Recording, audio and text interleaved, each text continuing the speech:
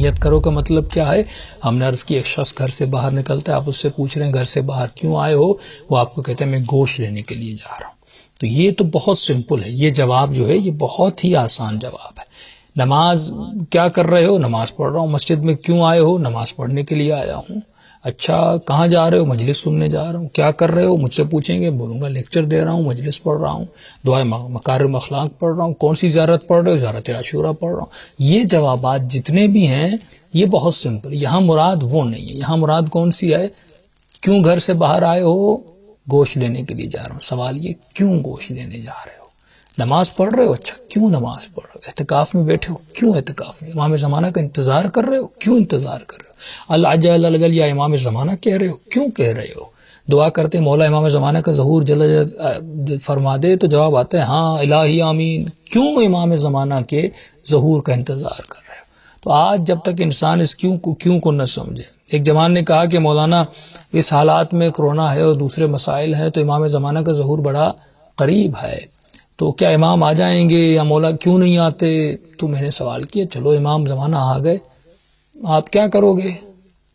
کیوں امام زمانہ آئے؟ چلیے امام زمانہ کل آ گئے، مولا کا ظہور ہو گیا، تو کیا ہوگا؟ آپ اس میں کیوں آئیں؟ سوال یہ کہ امام زمانہ کیوں آئیں اور آپ کیوں دعا کر رہے ہیں؟ آ گئے تو آپ کیا کرو گے؟ یہ ہماری دعائیں بالکل ایسے ہے کہ یونیورسٹی کے لیے ہم کہتے ہیں بلڈنگ بنے بلڈنگ بنے. جب بلڈنگ بن گئی، آپ اس بلڈنگ کے لیے جب اتنا احتجاج کر رہے تھے کہ بنے اور جب بن بھی گئی، آپ اس بلڈنگ میں کون سا کام کرو گے؟ کوئی ایسی مہارت ہے؟ امام زمانہ کا نظام آئے نظام ولایت ہے. بھائی آپ اس نظام ولایت امام زمانہ میں کرو گے کیا؟ کون سی ڈیوٹی انجام دو گے؟ کیا تم نے وہ مہارت اپنے وجود میں پیدا کی ہے؟ تو دوسرا درجہ، پہلی نیت جو بہت آسان ہے، ہر انسان جانتا ہے اس نیت کو، نماز پڑھ کہ کیا کر نماز پڑھ رہا ہوں، روزہ رکھ رہا ہوں، اعتکاف کر رہا ہوں، گوشت لینے جا رہا ہوں. ہاں لیکن دوسرا سوال جو ہے کیوں گوشت لینے جا رہے ہو؟ کیوں نماز پڑھ رہے ہو؟ کیوں امام زمانہ کا انتظار کر رہے ہو؟ کیوں امام زمانہ غیبت میں گئے؟ کیوں الجل کہہ رہے ہو؟ جب تک اس کیوں کو نہیں سمجھیں گے تبھی آپ جب نیت کرتے ہیں، شاید آپ نے کم غور کیا ہو کہ 2 رکعت صبح کی نماز پڑھتا ہوں، یہ نیت ہے 2 رکعت نماز پڑھ رہا ہوں. کیوں پڑھ رہا ہوں؟ قربتاً اللہ.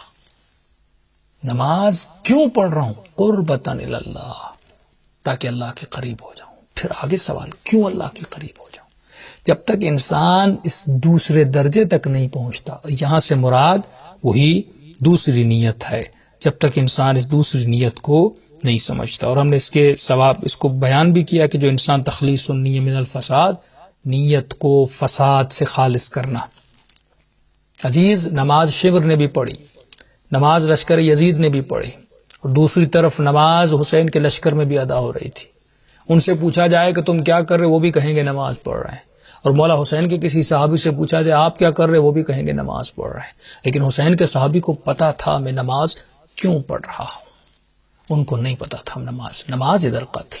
تو آج جتنے بھی لوگ، آج زندہ مثالیں یہ ٹی وی شو کی مثالیں، آج زندہ مثالیں یہ مجلسیں، یہ ذاکرین، یہ مدح سرائے، یہ سارے جو ہم کر رہے ہیں بشمول میرے، ہم زندہ مثالیں ہیں آپ کے سامنے کہ ہمیں کیوں کا نہیں پتا.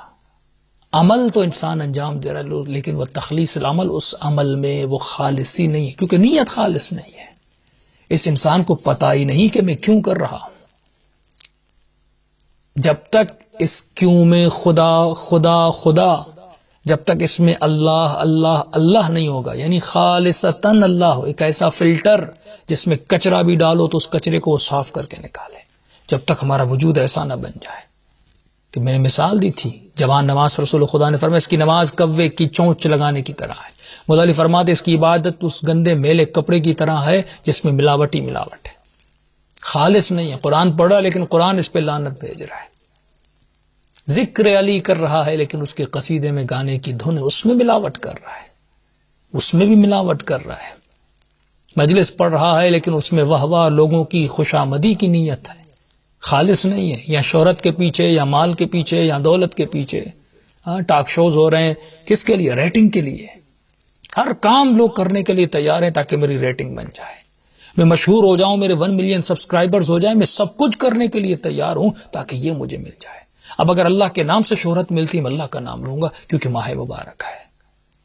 اور اگر ہیپی نیو ایئر میں ڈانس کرنے سے اور گانے پڑھنے سے میرے ویوز بڑھتے ہیں، میں وہ کام کروں گا، میرے فین فالوئنگ بڑھے، میری سبسکرائبرز بڑھیں۔ تو آپ دیکھ رہے ہیں کہ نیتوں میں خلوص نہیں ہے۔ یہ مت دیکھو نماز پڑھنا کون سا مشکل کام ہے، یہاں تک فرما دیا کہ جہاد فی سبیل اللہ طولانی ترین جہاد اللہ کی راہ میں کرے، تپتی ہوئی دھوپ میں جہاد کرے، بچوں سے دور رہے، وہ آسان ہے، لیکن نیت کو خالص بنانا مشکل ہے۔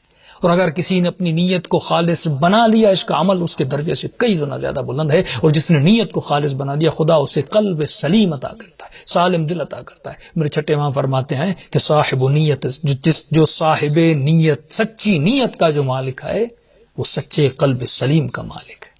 تو اصل یہ ہے۔ پھر میں نے قرآن کی آیت پڑھی کہ اللہ شاکلتہ، تمہارے جو اعمال ہیں وہ تمہاری بنائی ہوئی شکل سے باہر نکلتے ہیں۔ دو شکلیں ہیں، ایک وہ شکل جو اللہ نے بنائی، ایک وہ شکل جو تو خود بناتا ہے، ایک وہ شکل جو تمہارے وجود کے اندر ہے۔ تو آج ہر انسان جھانک کر دے سکتا ہے